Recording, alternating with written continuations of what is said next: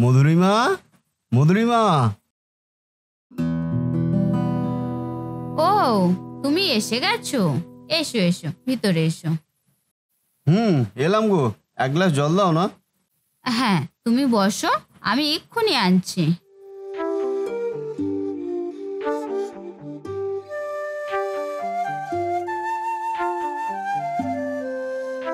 এই নাও গো তোমার জল। আর তাড়াতাড়ি হাত মুখ ধুয়ে এসো দেখি, আমি খাবার বাড়ছি। হ্যাঁ তাই বাড়ো, বড্ড খিদে পেয়েছে গো।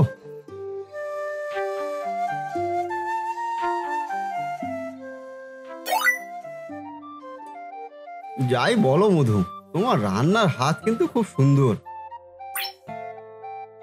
তুমি জানো, আমি অফিসের বন্ধুদের কাছে তোমার রান্নার কত প্রশংসা করি।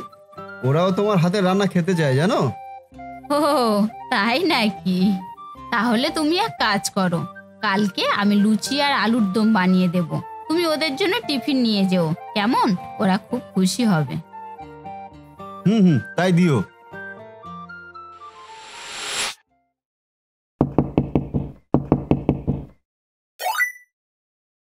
আরে সুখেন যে, হে রমা, তুইও এসেছিস? আয় আয়, ভিতরে আয়। এই শুনছো, কে এসেছে দেখো। এই দেখো, সুখেন আর রমা এসেছে আমাদের বাড়িতে। ও মা গো, কি ভালো গো। যাই হোক, এতদিন পর আমাদের কথা মনে পড়েছে বুঝি। এসো এসো দিদি, ভিতরে এসো। তোমরা বসো, আমি তোমাদের জন্য গরম গরম পকোড়া বানিয়ে আনি। তারপর বল, তোদের সব খবর জবর কি? বিয়ের পর কেমন দিন কাটছে? আরে তোরা হানিমুনে যাসনি এখনো? আরে না রে, সেরকম কোথাও এখনো বেরোনো হয়নি। এই আমার অফিসের কাজবাজ আর ওর সংসার, এই নিয়েই কেটে যাচ্ছে। সে কি গো, এই যে বোনটি, একটু বরকে নিয়ে আশেপাশে থেকে ঘুরেও তো আসতে পারো। এই আমাদেরকে দেখো না, আমরা কেমন সারা দিন রাত ঘুরে ঘুরে বেড়াচ্ছি। আচ্ছা ভাই, আসি রে। তোরাও একদিন আসিস আমাদের বাড়িতে, এই জমিয়ে আড্ডা দেওয়া হবে। বৌদি, আসি গো। হ্যাঁ হ্যাঁ, তোমরা আবারও এসো কিন্তু। আসবো তো বটে, তুমি তৈরি থেকো।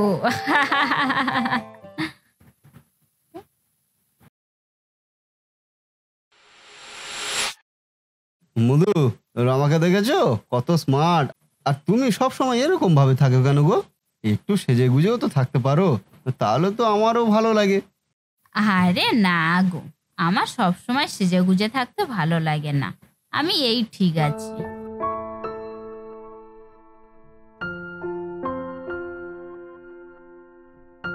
আরে বিমল যে, কোথায় চললি? ও রমা, আমি তো অফিসে যাচ্ছিলাম, তা তুই এখানে? এই চলে এলাম তোকে দেখতে। কি যে বলিস না তুই। চল ভিতরে চল। না থাক, আজ আর বাড়িতে যাব না, তুই বরং ওদিকে চল, একটু গল্প করি। চল তাহলে।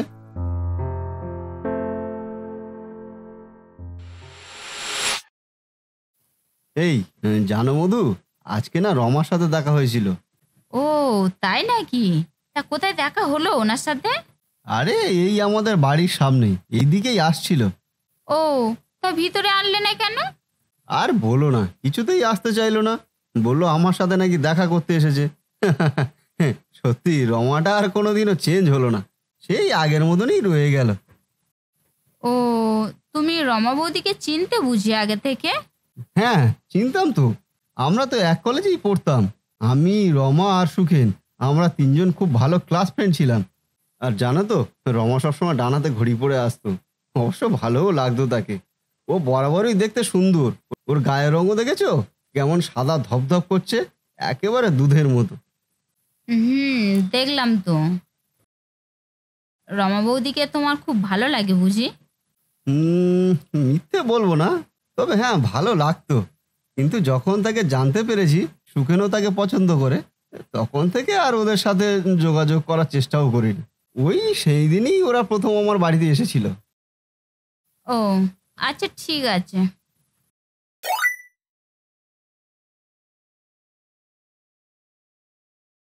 হ্যাঁ গো, শুনছো? তোমার হয়ে গেছে, চলো এবার। দাঁড়াও মধু, কিভাবে যাচ্ছ তুমি? কেন, কি হয়েছে? কি হয়েছে মানে? একটা ভালো শাড়ি তো পরতে পারতে। আর তাছাড়া চুলটাও বুড়িদের মতো খোপা করে নিয়েছো। সত্যি মধু, তুমি সেই আগের যুগেই পড়ে আছো, কোনোদিনও মডার্ন হবে না।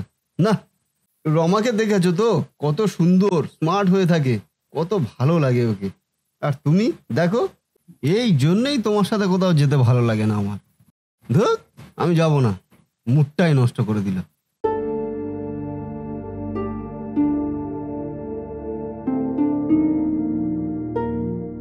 মধুরিমা, মধুরিমা, হ্যাঁ গো, এই তো, বলো। এই দেখো রমা এসেছে। এই সুখেন একটু ব্যাঙ্গালোরে গিয়েছে 1 মাসের জন্য, তাই রমা আজ থেকে আমাদের বাড়িতেই থাকবে। সুখেন ফিরে এলেই চলে যাবে। এখানে থাকবে? কই, তুমি তো আমাকে আগে কিছু বলনি। বাহ, এতে আবার তোমাকে বলার কি আছে? এটা তো আমারই বাড়ি। ও, এটা শুধু তোমার বাড়ি বুঝি, আর আমার বাড়ি নয়? দেখো মধু, অত কথা আমি শুনতে চাই না। আমার বাড়িতে আমি কাকে থাকতে দেব, কাকে দেব না, সেটা আমার ব্যাপার। যার ইচ্ছা হবে সে বাড়িতে থাকবে, আর না হলে বেরিয়ে যাবে। তুমি তুমি আমাকে বাড়ি থেকে বেরিয়ে যেতে বললে এই মেয়েটার জন্য, যে কিনা তোমার বন্ধুর বউ? আমি কখনো ভাবতে পারিনি গো, তুমি আমাকে এভাবে তাড়িয়ে দেবে। আমি তোমাকে তাড়িয়ে দিচ্ছি না মধু। থাক, আর বলতে হবে না, আমি বুঝে গেছি। আমি আর আসবো না তোমাদের মাঝে। তুমি তোমার এই বান্ধবীকে নিয়েই থাকো, আমি চললাম।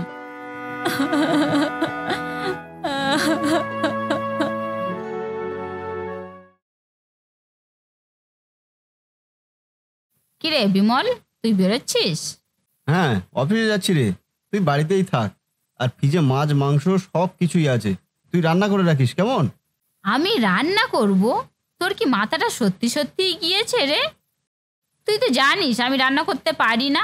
আর তাছাড়া আগুনের কাছে গেলে আমার গায়ের রং যে পুড়ে যাবে। তুই ভাবলি কি করে আমি তোকে রান্না করে খাওয়াবো? তাহলে কি হবে? কি খাবো আমরা? আরে অনলাইনে অর্ডার কর। সত্যি বিমল, এটাও তোকে বলে দিতে হবে? কিন্তু আবার কিসের কিন্তু বিমল? নে নে, তাড়াতাড়ি খাবারটা অর্ডার কর দেখি। আমি আবার বেশিক্ষণ খিদে সহ্য করতে পারি না।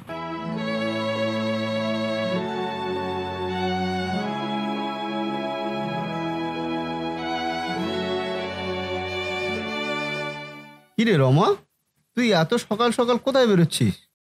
আরে তোকে তো বলাই হয়নি, আমার প্রতি সপ্তাহে পার্লারে যেতে হয় রে। বুঝতেই তো পারছিস, এত সুন্দর গায়ের রংটা কি আর এমনি এমনি এসেছে রে? তুই এক কাজ কর না, আমার কাছে না ক্যাশ নেই রে। আমার পার্লারের কাজ হয়ে গেলে আমি তোকে ফোন করব। তুই আমার বিলটা একটু অনলাইনে পে করে দিস, কেমন? আসি রে, বাই বাই।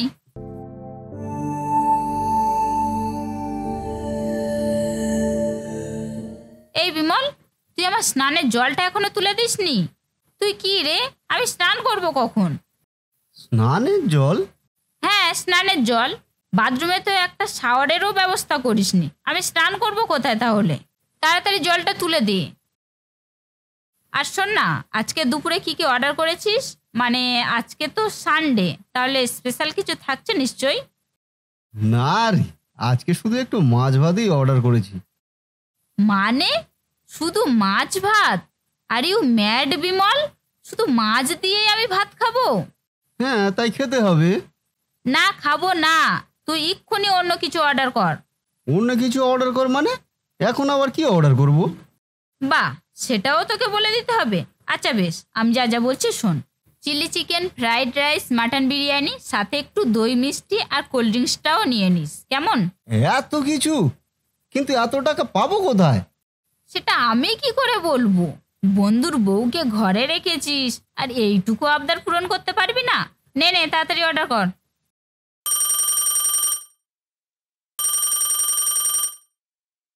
হ্যালো স্যার, আপনার অ্যাকাউন্ট থেকে 2 লাখ টাকা উইথড্র হয়েছে। আপনার ব্যালেন্স এখন 0 দেখাচ্ছে। তাড়াতাড়ি আপনার অ্যাকাউন্টে কিছু টাকা ফেলতে হবে, নাহলে আপনার ব্যাংক অ্যাকাউন্ট খুব তাড়াতাড়ি বন্ধ হয়ে যাবে। 2 লাখ টাকা? কিন্তু আমি তো কোনো টাকা তুলিনি। কি রে, কি হলো? কে ফোন করেছে? ব্যাংক থেকে আমার অ্যাকাউন্ট থেকে 2 লাখ টাকা উইথড্র হয়েছে, কিন্তু কে তুললো? হো, 2 লাখ টাকা। আসলে কালকে আমার একটা সোনার নেকলেস পছন্দ হয়েছিল, তাই আর দেরি না করে তোর এটিএম কার্ডটা থেকে 2 লাখ টাকা তুলে নিয়েছিলাম, এই আর কি। মানে তোর এত বড় সাহস কি করে হলো? তুই আমাকে না জিজ্ঞাসা করে আমার এটিএম কার্ডে হাত দিস? বাহ, এতে আবার সাহসের কি আছে? আপন মানুষের কাছ থেকে টাকা নিতে গেলে আবার সাহসের প্রয়োজন হবে কেন? আপন মানুষ? কে তোর আপন মানুষ? তুই কেউ নোস আমার, এটা তুই ভুলে যাচ্ছিস রমা? কেউ নই? তাহলে আমাকে রেখেছিস কেন তোর বাড়িতে? 2 দিনের জন্য ফুর্তি করবি বলে? রমা, তুই কিন্তু তোর সীমা ছাড়িয়ে যাচ্ছিস। তুই এক্ষুনি এ বাড়ি থেকে বেরিয়ে যাবি। আমার চোখের সামনে থেকে দূর হ তুই। হ্যাঁ, তাই যাচ্ছি। কে থাকতে চায় তোর এ বাড়িতে? তোর ওই কুঁড়ে ঘরেতে আমার দম বন্ধ হয়ে আসছে। ছি! যে সুন্দরী মেয়ের মর্যাদা দিতে জানে না, তার বাড়িতে আমি 1 মিনিটও থাকবো না। সুন্দরী? বাইরেরটা চকচক করলে কখনো সুন্দরী হওয়া যায় না, মনের দিক থেকে সুন্দর হতে হয়। আর সেটা আমার মধুর মধ্যে ছিল।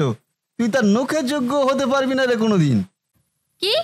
তুই আমাকে এত বড় কথা বললি? তুই তোর ওই গাঁইয়া অশিক্ষিত বউটার সাথে আমার তুলনা করছিস? হ্যাঁ হ্যাঁ করছি। তুই তার নখের যোগ্য হতে পারবি না কোনোদিন। আমি তোর কথা শুনে ওকে তাড়িয়ে দিয়ে ভুল করেছি। আমি এক্ষুনি যাবো ওকে ফিরিয়ে আনতে। তুই বেরিয়ে যা আমার চোখের সামনে থেকে। তোর জন্য ওটাই ঠিক আছে। আমার আগে বোঝা উচিত ছিল বাঁদরের গলায় কখনো মুক্তোর মালা ঝোলাতে নেই। আমি চললাম।